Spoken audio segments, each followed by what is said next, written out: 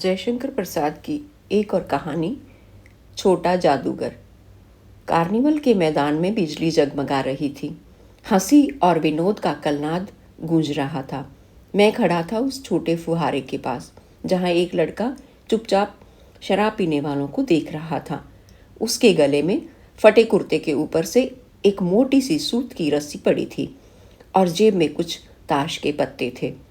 उसके मुंह पर गंभीर विषाद के साथ धैर्य की रेखा थी। मैं उसकी ओर न जाने क्यों आकर्षित हुआ। उसके अभाव में भी संपन्नता थी। मैंने पूछा, क्यों जी, तुमने इसमें क्या देखा? मैंने सब देखा है। यहाँ चूड़ी फेंकते हैं, खिलौनों पर निशाना लगाते हैं, तीर से नंबर छेदते हैं। मुझे तो खिलौनों पर निशाना लगाना अच्छा मालूम हुआ। जादूगर तो बिल्कुल निकम्मा है। उससे अच्छा तो ताश का खेल मैं भी दिखा सकता हूँ। उसने बड़ी प्रगल्भता से कहा। उसकी वाणी में कहीं रुकावट न थी। मैंने पूछा, और उस पर्दे में क्या है? वहाँ तुम गए थे? नहीं, वहाँ मैं नहीं जा सका, टिकट लगता है। मैंने कहा, तो चल, मैं वहाँ पर तुमको लिवा चलूँ। मैंने मन ही मन कहा, भाई आज के तुम ही मित्र रहे। उसने कहा, वहाँ जाकर क्या कीजिएगा, चलिए निशाना लगाया जाए। मैंने उससे सहमत होकर कहा, तो फिर चलो, पहले शरबत पी लिया जाए।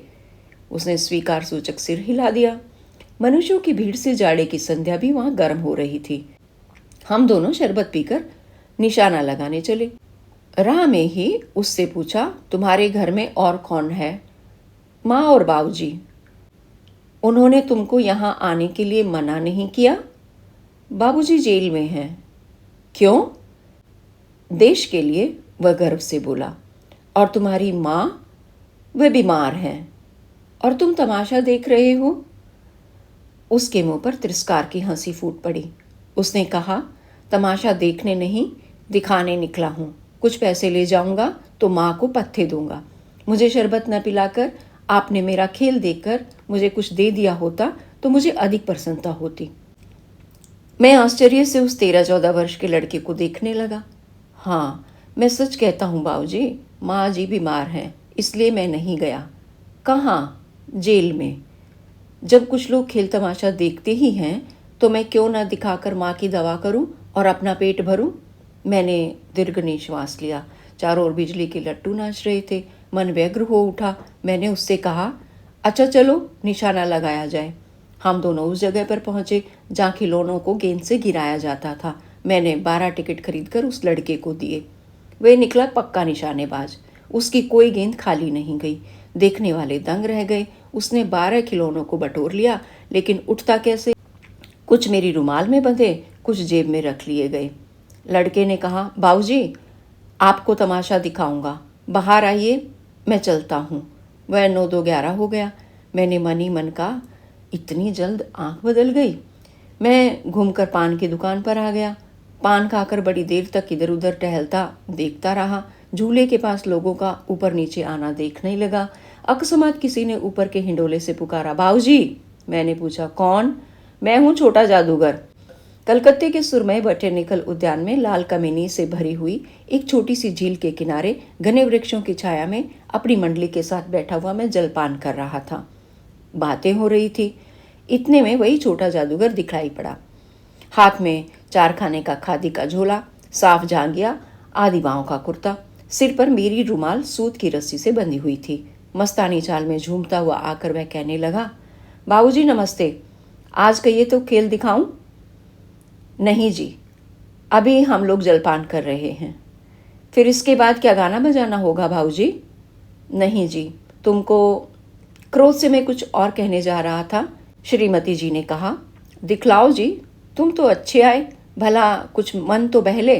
मैं चुप हो गया, क्योंकि श्रीमती जी की वाणी में वह माँ की सी मिठास थी जिसके सामने किसी भी लड़के को रोका नहीं जा सकता। उसने खेल आरंभ किया। उस दिन कार्निवल के सब खिलौने उसके खेल में अपना अभिनय करने लगे। भालू मनाने लगा, बिल्ली रूठने लगी, बंदर घुड़कने लगा, गुड़िया का ब्याह हुआ, गुड्डा वर काना निकला। लड़के की वाचालता से ही अभिनय हो रहा था। सब हंसते हंसते लोटपोट हो गए। मैं सोच रहा था, बालक को आवश्यकता ने कितना शीघ्र चतुर बना दिया। यही तो संसार है। ताश के सब पत्ते लाल हो गए, फिर सब काले हो गए। गले की सूत की डोरी टुकड़े टुकड़े होकर जुट गई। लट्टू अपने से नाच रहे थे। मैंने कहा, अब हो चुका, अपना खेल बटोर लो, हम लोग भी अब जाएंगे। श्रीमती जी ने धीरे से उसे 1 रुपया दिया। वह उछल उठा।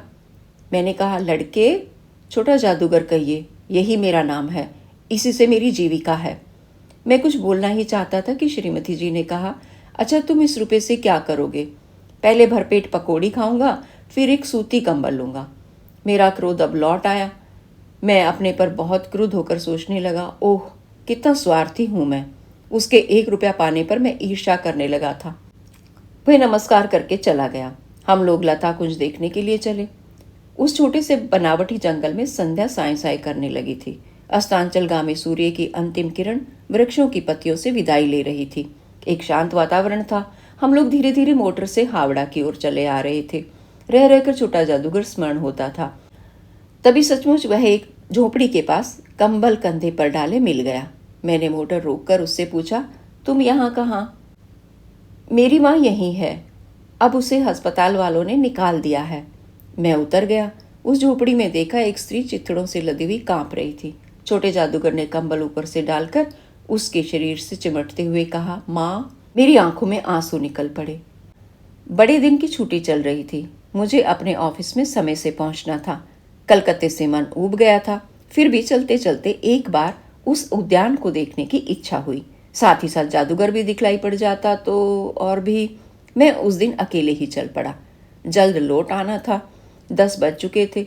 मैंने देखा कि उस निर्मल धूप में सड़क के किनारे एक कपड़े पर छोटे जादूगर का रंगमंच सजा था।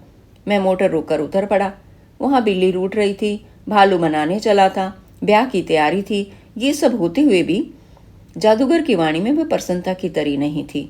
जब वह औरों को हंसाने की चेष्टा कर रहा था, तब जैसे स्वयं कांप जाता था, मानो उसके रोए रो रहे थे। मैं आश्चर्य से देख रहा था। खेल हो जाने पर पैसा बटोरकर उसने भीड़ में मुझे देखा। वह जैसे क्षण भर के लिए स्फूर्तिमान हो गया। मैंने उसकी पीठ थपथपाते हुए पूछा, आज तुम्हारा खेल जमा क्यों नहीं? माँ ने कहा है कि आज तुरंत चले आना, मेरी घड़ी समीप है, अविचल भाव से उसने कहा। तब भी तुम खेल दिखलाने चले आए? मैंने कुछ क्रोध से कहा। मनुष्य के सुख दुख का माप अपना ही साधन तो है, उसके अनुपात से वह तुलना करता है। उसके मुंह पर वही परिचित तिरस्कार की रेखा फूट पड़ी। उसने कहा, नहीं क्यों आता? और कुछ अधिक कहने में जैसे वह अपमान का अनुभव कर रहा था। क्षण भर में मुझे अपनी भूल मालूम हो गई। उसके झूले को गाड़ी में फेंककर उसे भी बिठाते हुए मैंने कहा, जल्दी चलो। मोटर वाला मेरे बताए हुए पथ पर चल पड़ा। कुछ ही मिनटों में मैं झोपड़ी के पास पहुंचा। जादूगर दौड़कर झोपड़े में माँ माँ पुकारते हुए घुसा। मैं भी पीछे था, किंतु स्त्री के मुख से बेट निकल कर रह गया। उसके दुर्बल हाथ उठकर गिर गए। जादूगर उससे लिपटा रो रहा था। मैं स्तब्ध था। उस उज्जवल धूप में समग्र संसार जैसे जादू सा मेरे चारों ओर नृत्य करने लगा।